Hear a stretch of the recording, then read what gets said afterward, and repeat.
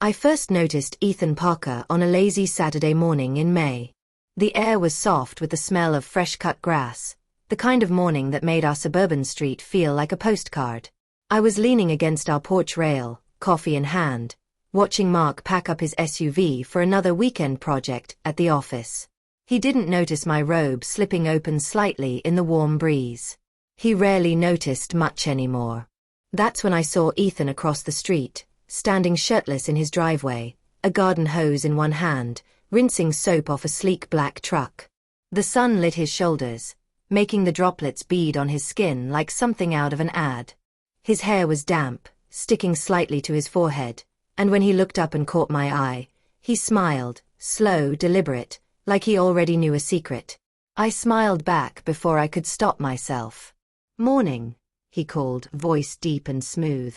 "Morning," I replied, shifting my robe tighter, though part of me knew that little move wasn't entirely honest. From that moment, something lodged itself between my ribs.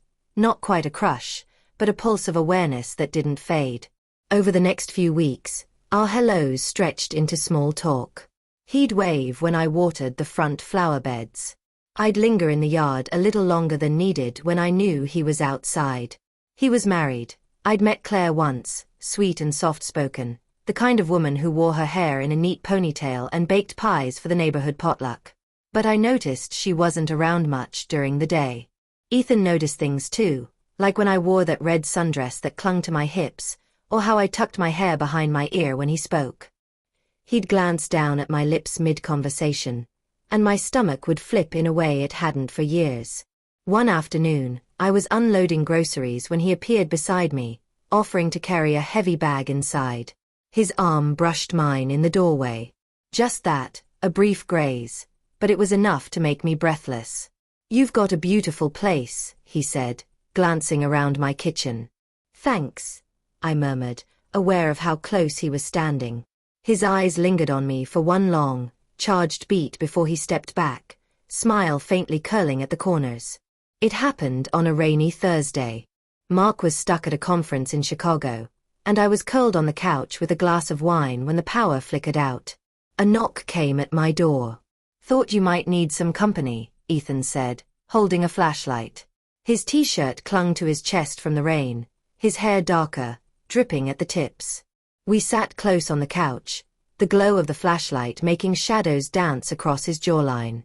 The air between us thickened with every passing second. When his hand brushed my knee, I didn't move it away. "You've been on my mind," he said quietly, searching my face. Before I could think of a reason to lie, his lips were on mine, warm, urgent, tasting faintly of rain. My breath caught as his hand slid to the back of my neck, pulling me closer. Every nerve in me screamed that this was wrong, dangerous. But my body leaned into him, hungry. When his palm splayed across my thigh, I knew I wouldn't stop him. That night, the line between neighbors shattered completely. After that, we found ways to meet. Sometimes in his garage with the door half shut, the scent of motor oil around us. Sometimes in my kitchen while something innocently baked in the oven. We learned each other's rhythms, what made the other gasp, what made us bite back moans. I told myself it was just physical, that we were filling gaps our marriages had left. But the way he looked at me after, like I was the only real thing in his world, made it harder to believe that lie. It was a Saturday barbecue at his place when it almost unraveled. Claire was there, smiling and handing out beers, while Ethan stood across the patio from me.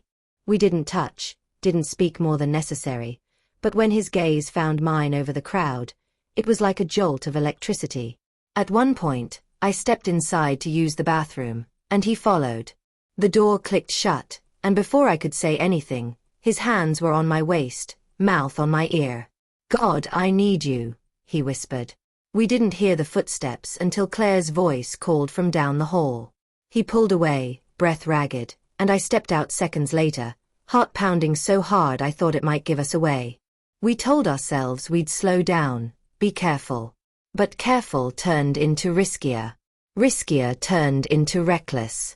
One night, after Mark had fallen asleep, I crept out, barefoot across the street. Ethan was waiting in his dimly lit living room, shirt already off, eyes dark with the kind of hunger that erases reason. When his mouth found mine, I knew there was no going back. Not from this, not from him. Because by then, I wasn't just cheating. I was falling.